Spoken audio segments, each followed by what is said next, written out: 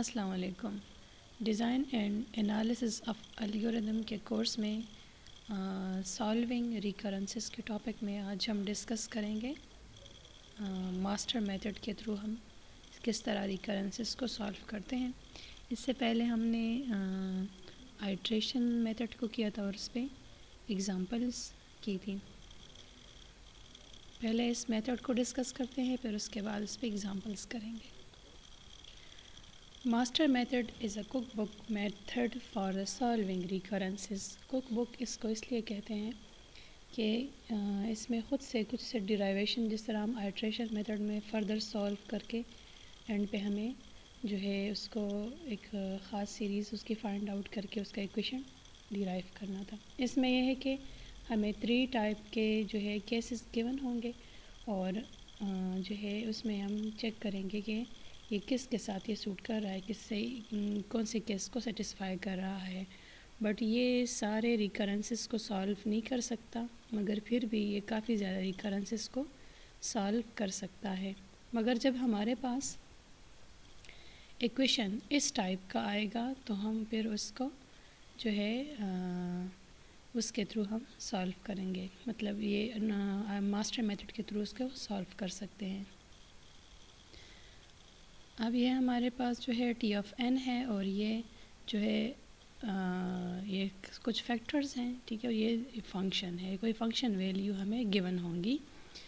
Function of N, F of N है तो function of N होगा, कोई भी पॉलिनोमियल फंक्शन होगा। Where A and B are arbitrary constants, ये कांस्टेंट वैल्यूज़ होंगी, वेरिएबल नहीं होंगी, कोई कांस्टेंट वैल्यू गिवन होगी। And F is some function of n, जिस तरह मैंने बताया। This recurrence would arise in the analysis of a recursive algorithm that for large input of size n break the input into a sub problem each of size n by b. So this recurrence would arise in the analysis of recursive algorithm for that for large input of size n. अब यह है कि हम multiple जो inputs आएंगे उसके लिहाज से size N break the input into a sub problems. अब इसको हम किस तरह ए सब प्रॉब्लम्स में, क्योंकि ये हमारे पास जो है टी ऑफ एन है और ये जो है T of N by B, तो ये है। मगर ये जो है ये किस तरह मल्टीपल सब प्रॉब्लम, सपोज़ ये मेरे पास 1 होगा तो ये जो है simple T of N by B होगा। मगर ये 2 होगा तो ये हर एक के लिहाज से अपनी ये फर्दर इसमें कितने मेरे पास ये टी ऑफ एन ये वैल्यूज़ होंगी, ठीक है। Recursively resolve the sub problem then recombine the result. जब ये इसको एक्सपेंड करके फिर उसको रिकम्बाइन के हमको इसको किस वजह से हम इसको सॉल्व करेंगे। This work to split the problem into sub problems and recombine the result is F of N. We can visualize this as a recurrence tree. अब ये ट्री के फॉर्म में होगा, फर्दर इसके जो लीव्स होंगे। अब ये हम देखेंगे कि इसके लीव्स फंक्शन के लिहाज से किस तरह ग्रो कर रहे हैं। Where the nodes in the tree have a breaking factor of A. Breaking factor के ये मेरे पास जो है ट्री के मल्टीपल लीव्स होंगे। ये जितनी सी इक्वेशन डिराइव होगी फर्दर आगे जब मैं कराऊँगी आपको समझ आ जाएगी। The top node has the work F of an associated with it. The next level has work f of n associated with each of the a node. The next level has work associated with the each of a power 2 node and so on. The leaves are base case corresponding to the this one. अब ये हर एक जो है leave जो है उसके parent node से जो चाइल्ड नोड्स डिराइव होंगे, फिर उसके बाद फर्दर ये ट्री लाइक का स्ट्रक्चर होगा और उसके मल्टीपल जो है लीव्स उससे डिराइव होंगे। जो उसके लीव्स होंगे ये किस तरह ग्रो करते हैं, इसके जो मल्टीपल ब्रांचेस किस तरह बनते हैं और कितने टाइम तक ये कितने लेवल्स तक ये जाएगा। So the total number of leaves is a to the log of b of n is equal to n to the log of b of a. अब ये the total time taken is just sum of the time taken at each level. अब हर level पे कितने मेरे पास leaves जो है वो होंगे, हर एक लेवल पे 1 बाय 1 एक लेवल होगा। एक लीव के बाद रूट पेरेंट नोड जो है, जो रूट नोड है उससे मल्टीपल लेवल्स के जो है लीव्स होंगे, फिर उसके बाद न्यू अलग अगले अगले level 0, level 1 and so on. So the time taken at the ith level is a of I f of n by b of I. तो ये मेरे पास अगर ज़ीरो लेवल है तो ये ज़ीरो होगा, या फर्स्ट लेवल है तो ये फर्स्ट पर, जिस तरह ये आगे मेरे पास होता जाएगा. The total time taken is that sum of the quantity of the ith range. अब कितना टाइम हर एक लीफ फर्दर जितने लीव उससे डिराइव होंगे तो उसका जो सारा टाइम हर एक लीफ के लिए जो डिराइवेशन के लिए वो सारा सम अप होगा. तो हर एक लेवल का टाइम जितने उस पर लीव्स होंगे, 4 लीव्स है, 5 लीव्स एंड सो ऑन, तो हर एक लेवल का टाइम सारे लीव्स के टाइम को सम अप करके हमारे पास आएगा. The plus time taken at the leaves, which is the constant for each leaf time. This number of leaves are the O to the log of b of a. thus ये हमारे पास ये equation इस format में होगा.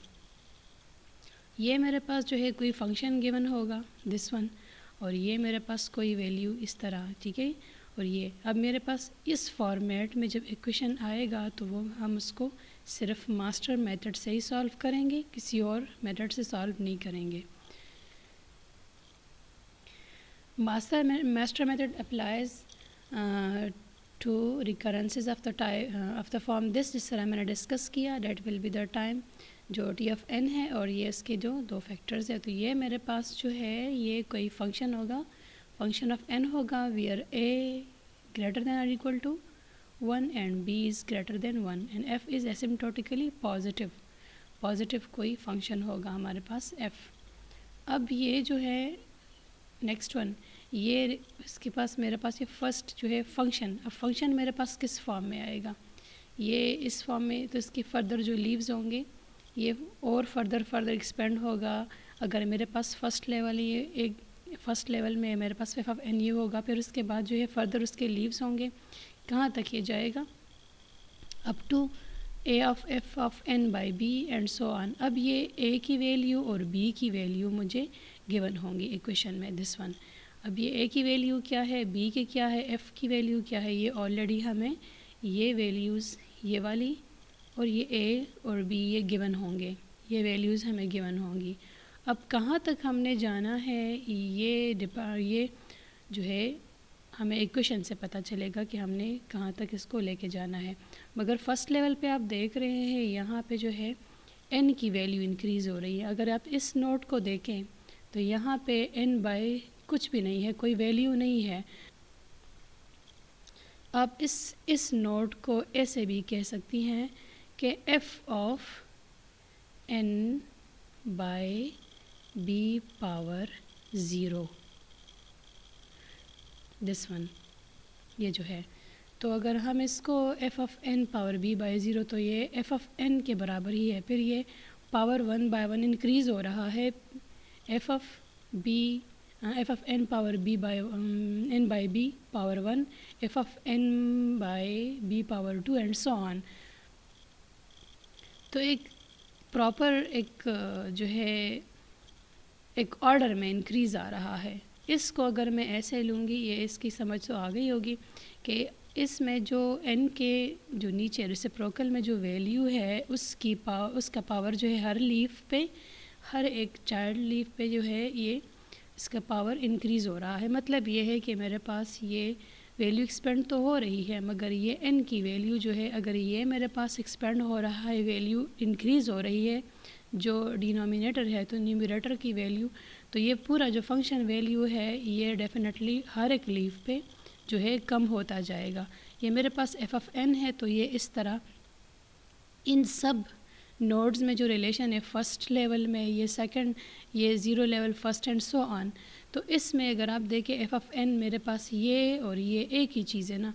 तो अगर मैं इसको देखूँ तो इस लेवल पे असल में ये मेरे पास F of N by B power 0, F of N by B power 1, F of N by B power 2 and F of N by B power 3 and so on. ये टी ऑफ 1 के बराबर तक हमारे पास आएगा, क्योंकि ये वहाँ तक जाएगा. अगर मेरे पास n 4 है, ठीक है, तो b मेरे पास 2 होगा और ये पावर 2 तक जाएगा, तो ये मेरे पास 1 आना चाहिए. तो ये इतना ये लीफ इंक्रीज़ होगा.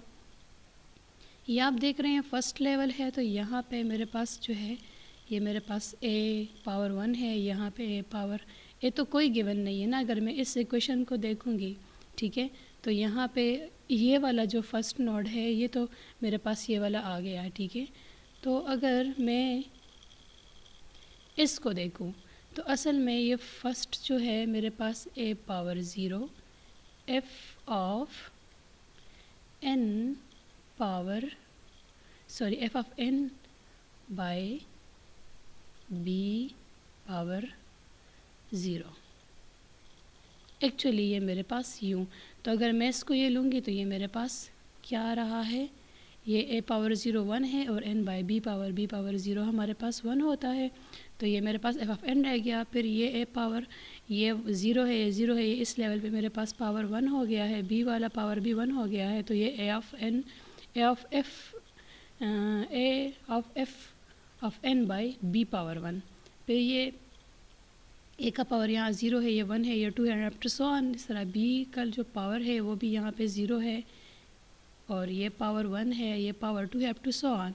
तो ये मेरे पास जो n है, n का जो पावर है log of b of a, तो कहाँ तक जा रहा है, ये मेरे पास एक ख़ास सीक्वेंस में, मतलब पावर इंक्रीज़ हो रहा है बाय 1, यहाँ पे 0, यहाँ पे 1, यहाँ पे 2, अप टू सो ऑन। तो n पावर जो ये वाली वैल्यू है log ऑफ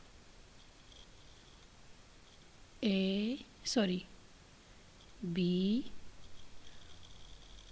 a, ये तो ये मुझे असल में क्या वे इंक्रीजिंग एक ऑर्डर में 0 1 2 3 एंड अप टू n, ये जहाँ तक भी जाएगा जितनी तक, तो ये मेरे पास एक इंक्रीजिंग सीरीज़ आ रही है। और ये जो n है ये तो वही उसी के लिहाज से ना, तो ये n पावर इसी सीक्वेंस में जाएगा जितना ये मेरे पास आगे ये प्रोसीड हो रहा है, ठीक है। और ये n का पावर यूँ, तो ये मेरे पास n तो अपनी जगह पे, मगर ये जो किस ऑर्डर से ये इंक्रीज़ हो रहा है by 1 0 1 2 3 up to so on, तो ये इसके बराबर, क्योंकि अगर कोई वैल्यू इस तरह किसी जो है पावर किसी ख़ास सीक्वेंस में इंक्रीज़ हो रहा है बाय 1, तो ये मेरे पास इसके बराबर, क्योंकि एंड पे यह डिराइव होगा, ठीक है। और ये जो है f of n by b square, तो n की वैल्यू जितनी है तो ये b स्क्वायर जो नीचे वाली वैल्यू उतनी ही आनी चाहिए, तो ये मेरे पास f ऑफ 1 के बराबर हो जाया करेगा। So we will compare f of n with the n to the log of b of a।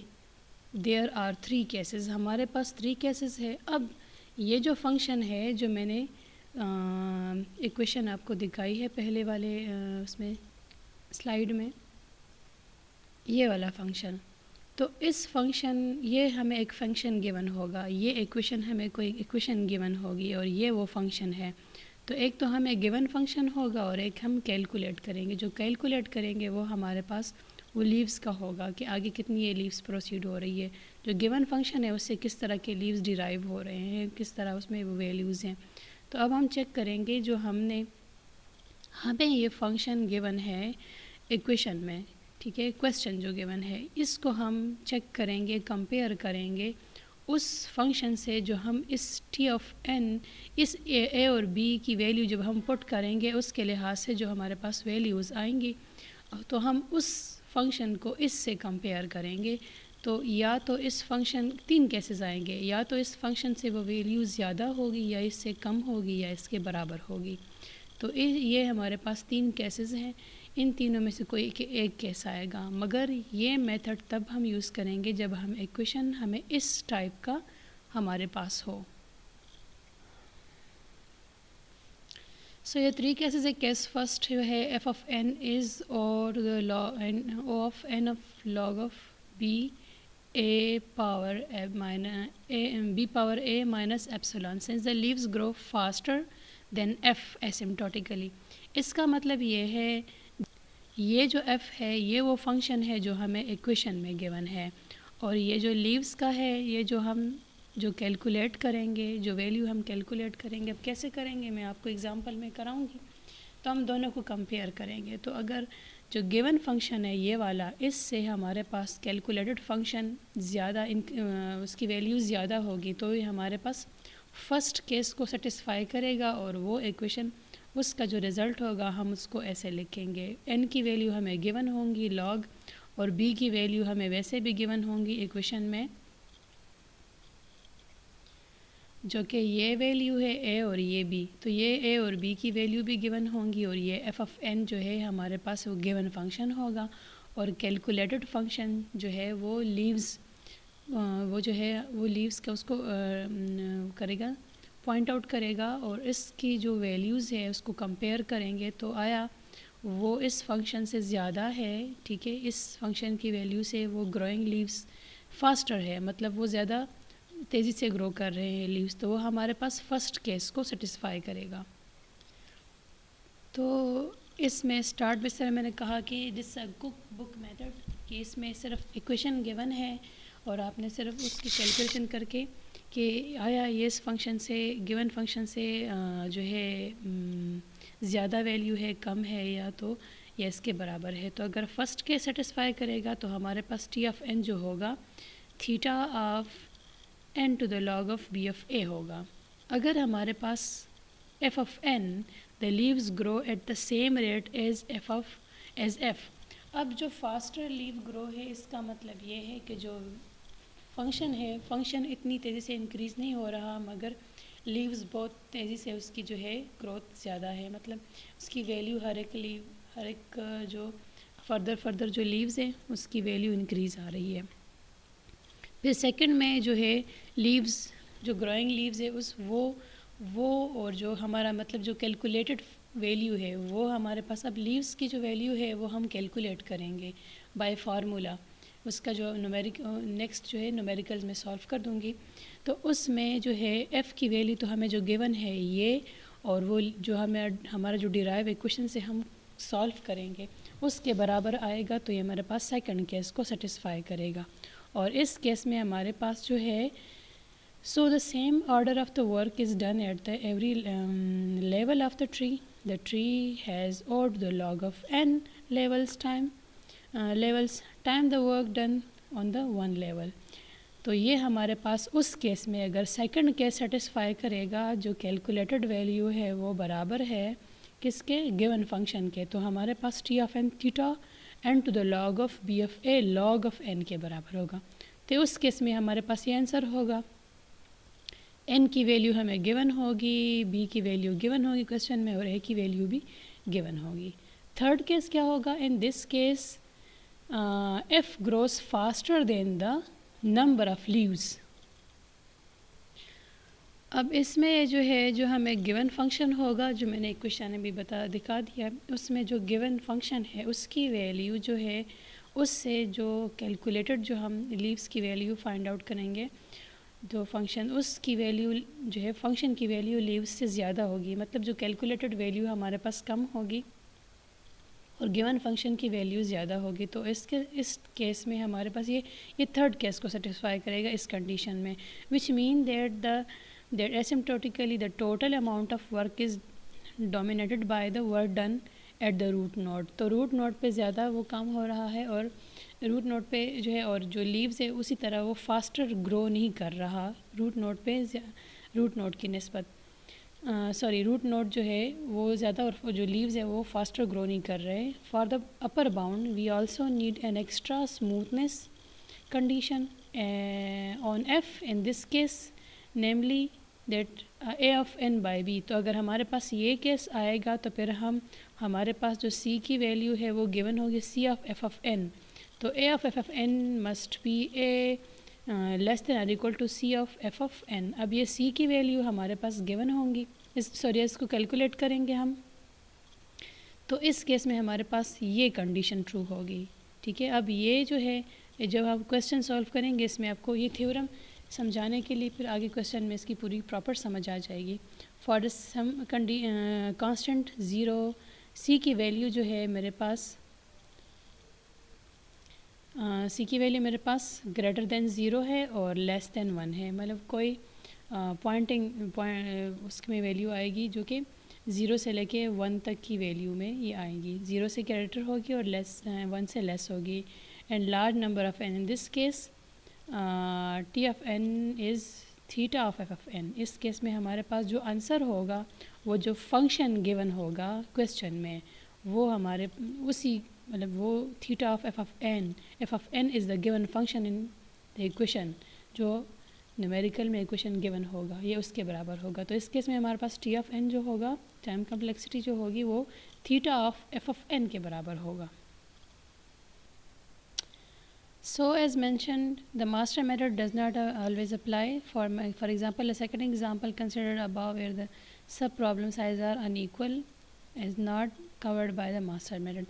तो हमारे पास जो है हर एक क्वेश्चन जो है हर एक रिकरेंस मास्टर मेथड से सॉल्व नहीं हो सकता। कुछ आइट्रेशन मेथड से होंगे, कुछ सब्स्टिट्यूशन मेथड से होंगे और कुछ जो है मास्टर मेथड से सॉल्व होंगे। तो डिपेंड करेगा कि हमें जो क्वेश्चन गिवन है वो किस तरह किस लिहाज से है। आगे जो है हम इस पे एग्ज़ाम्पल करेंगे इंशाल्लाह, तो उसको करके आपको उसमें आसानी से समझ आ जाएगी। आई होप इस थ्योरम की आपको समझ आ गई होगी।